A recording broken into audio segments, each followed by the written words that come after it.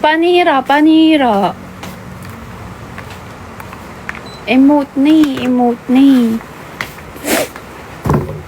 Emote na siya eh. Diba? Binuksan ko yung aircon, ang init. Naglagyan siya. Visit.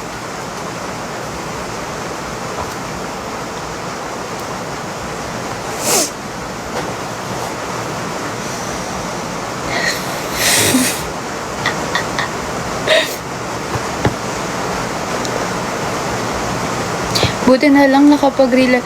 Tinignan ko kung lowbat ako. Yung ako lowbat. Signs of aging.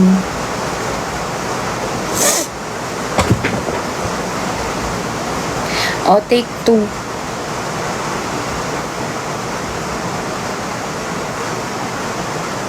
Buti nakabalik kayo. Ano, in-exit nyo lang, tapos pagtingin nyo, naka-live ako ulit, gano'n. Gorgus daw, oh. Gorgus. Thank you.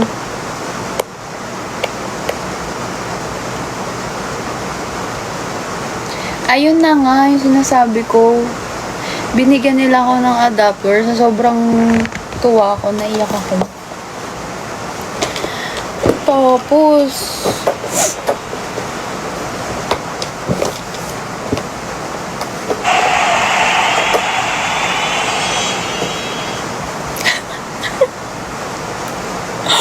parang ewan.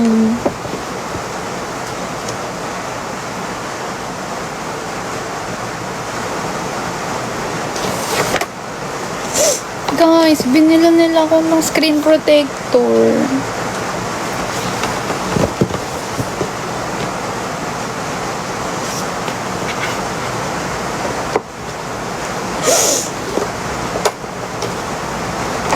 Tapos binilan din ako ng case, 'di ba?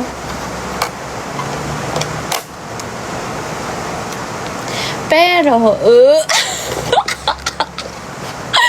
ate ko yung case pang 17 Pro Max. Oh, sorry.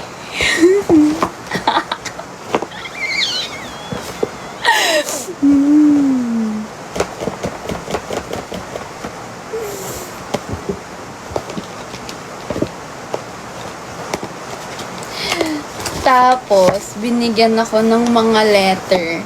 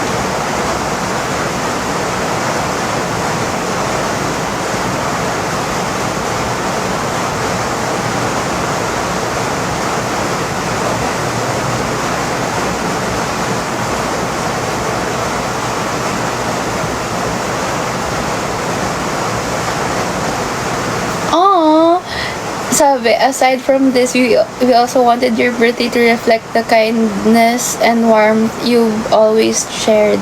That's why we're also treating sweet children to a Jollibee meal in your honor. Aww.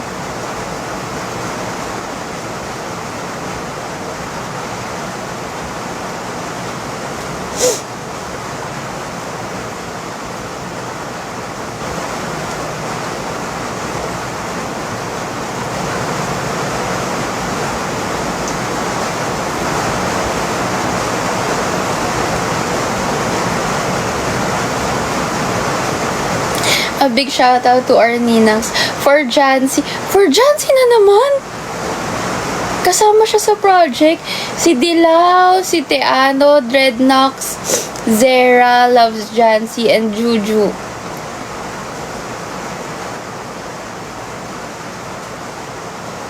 A big shout out to her.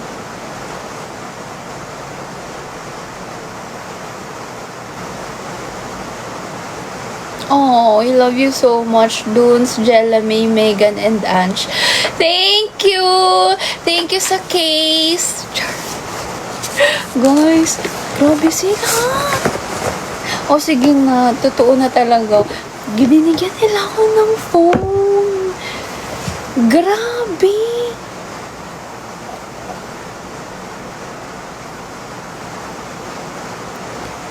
Ate. Oh. At may presyo pa. 124,990. Fully paid ba to? Baka mamaya yung ano lang to ha, down payment, tas ako magbabayad.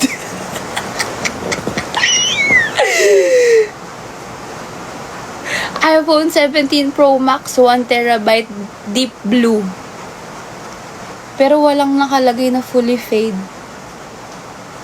Kinakabahan ako. Char! Okay lang kung ano, ganun. Walang nakalagay fully fade. Char! Hoy, di ba ano? Teka lang. Saan nyo to binili? Sa Pilipinas? Ano yun? Pumila kayo? Ganun? Oh my God. Thank you. Pwede bang hindi ko muna siya i-unbox? Gusto ko rin siya i-unbox ng aesthetic. Saan siya binili? Ano nga, 'di ba ano, nakita ko yung ano, yung mga TikTok ng mga tao, 'di ba? Grabe yung pag-line.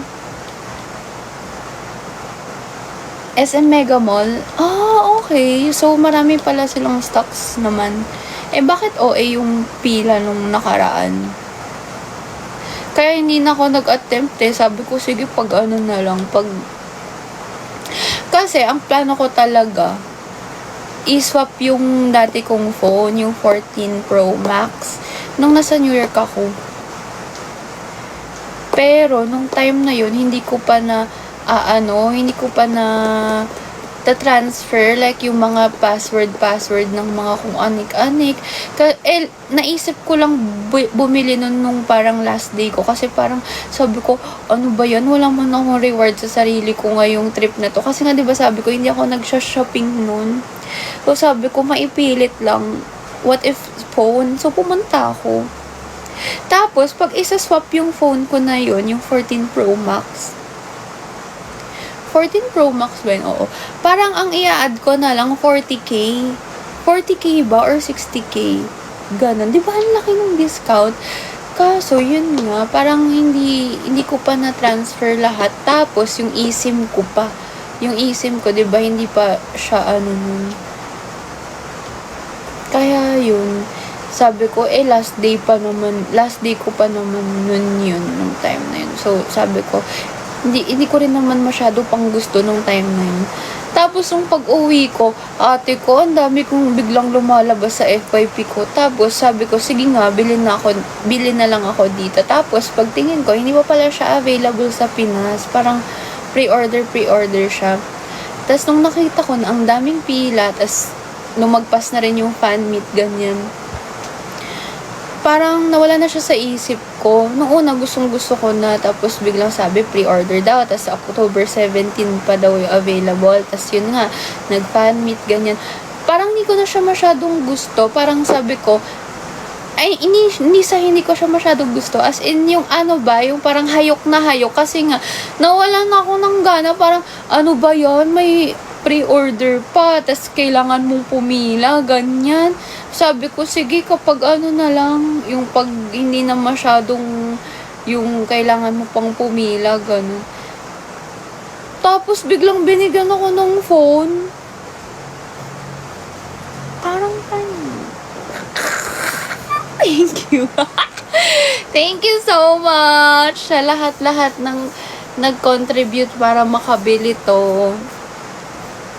Thank you. I'm so spoiled. Tama na. Ayoko na. tama na guys, huwag nyo na akong bilan ng kahit ano. Okay na ako. Kaya ko na to. Oh my God. Tapos blue pa. I love it.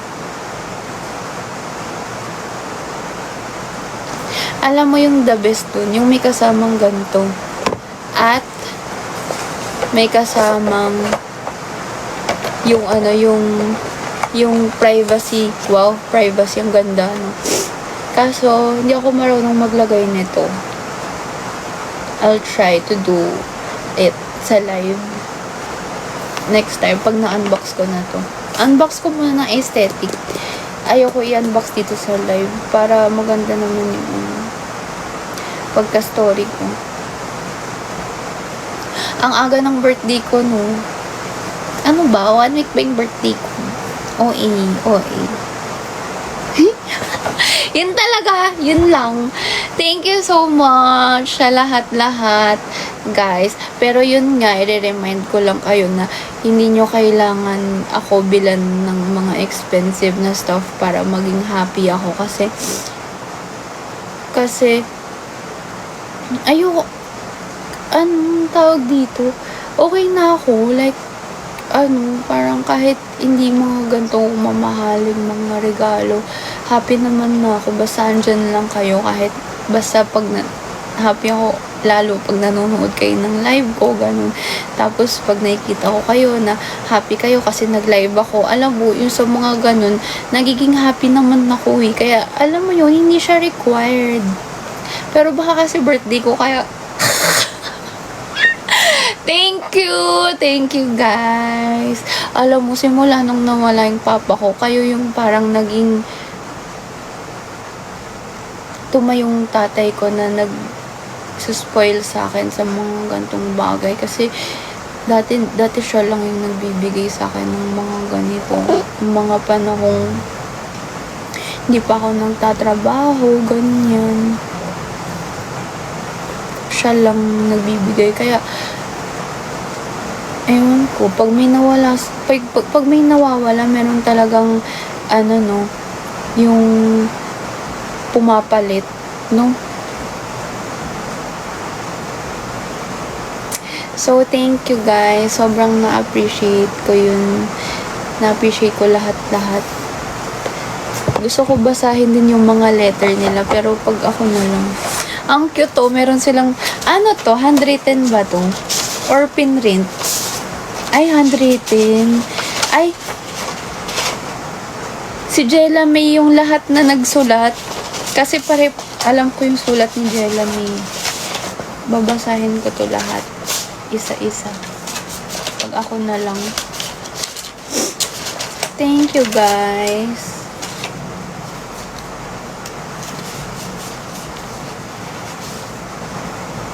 Bakit sila dun? Walang sariling message. Sawa na kayong. Ay, ito si Dreadnox. Ano to? Pinrint? Pero niya to? Handwriting?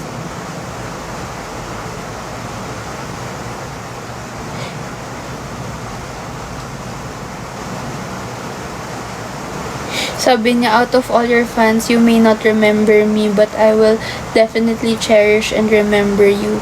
Your warm hugs, your sweet voice, your comforting hold, and the charmingly paganda face of yours. Feeling mo makakalimutan kita. Kilala kita, Dreadnox.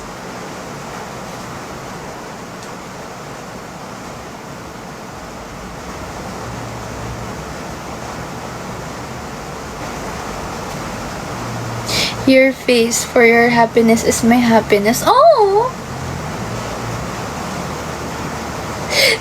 Grabe, sabi niya, I hope that you love the little gift. Grabe naman yung little gift.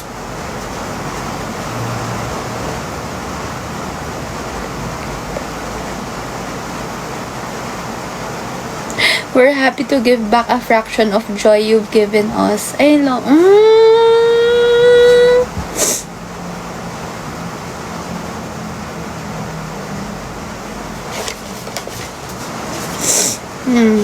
That's so sweet.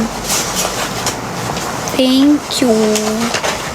Alam mo, happy ako na namimit ko kayo in real life. Kasi, alam mo yun, mas gusto ko siya, yung, at least, kunwari, pag sa next event, kilala ko na kung sino kayo, diba? Nakikilala ko kayo. Yun yung gusto ko. Thank you. Kakain na muna ako, ha. Sige na, yun lang. Nag-live talaga ako para mag-thank you sa lahat ng mga taong nagsuporta sa akin at yung mga reason behind the success of my fan meet, diba? Tapos itong mga regalong to, sobrang happy. As in, parang lagi ko yung nagtatanong, happy ka? Parang hindi ko ayoko na. Ayun, basta I'm super happy. Wag niyong isipin ever na na hindi ako masaya kasi ang kapal na lang ng mukha ko para hindi ako maging masaya, 'di ba? Sobrang grateful ko sa lahat-lahat ng mga nangyayari sa akin. Ngayon, pag tinanong nyo nga ako kung ano yung wish ko sa birthday ko, wala akong wish for myself eh. Ang wish ko lang, yung genuine happiness ng nanay ko. Yun lang. Tapos, yung wish ko for myself, wala. Kasi, happy na ako and contented ngayon sa kung ano yung meron ako ngayon. Ngayon, wala na akong hihiling pa, as in, ang feeling ko na lang kung meron pa akong wish. Siguro yung good health na lang. Ayoko nang maulit yung 38.5 na Yun lang yung wish ko. Pero yun lang talaga. Yung sa nanay ko, tsaka yung sa health ko, okay na ako. Wala na akong hihiling pa. Sobrang happy na ako sa lahat ng nangyayari. Kaya, kung baka isipin nyo na may mga times na malungkot ako, so nalulungkot din kayo, 'di ba? Feeling. Alam mo, hindi. Every time na may challenge lang na nangyayari sa buhay ko, ang feeling nung sinabi ko na pag malungkot ako, malungkot kayo. I mean, yung iba kasi affected kapag sad ako or pag may nangyayaring hindi okay sa akin. So, ayun.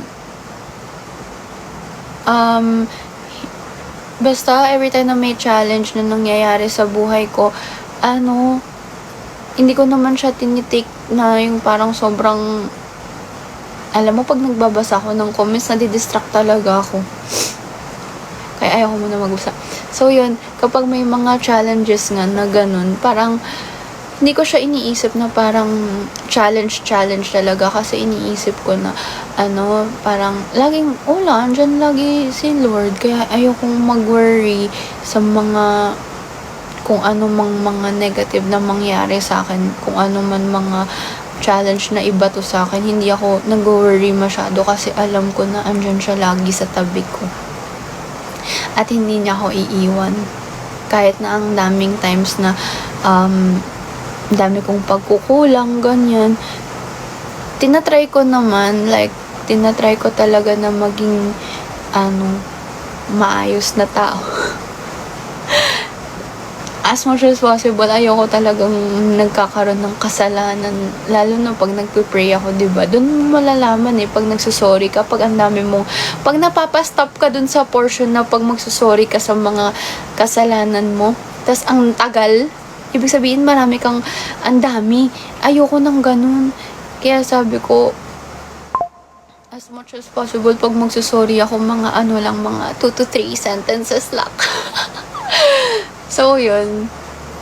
Ayun, tinatry ko na maging maayos na nilalang. Char. Yun, gusto ko rin maging good influence sa mga tao. Hindi naman laging Pero syempre, ganun talaga. Hindi maiiwasan na may mga moments na magkakamali ka. Eh, dun ka rin naman natututo, 'di ba? Ayun, yun lang.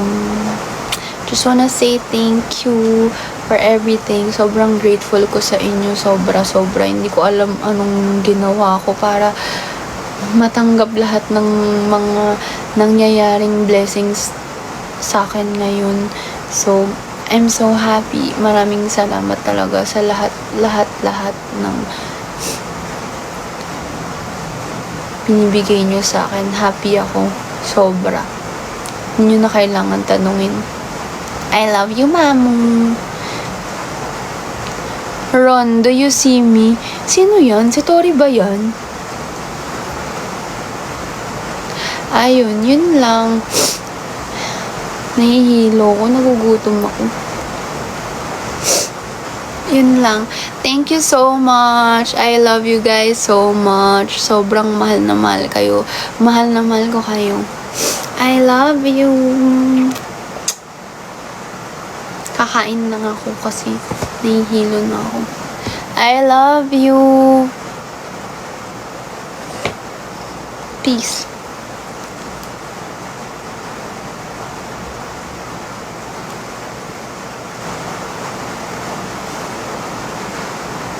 Ay.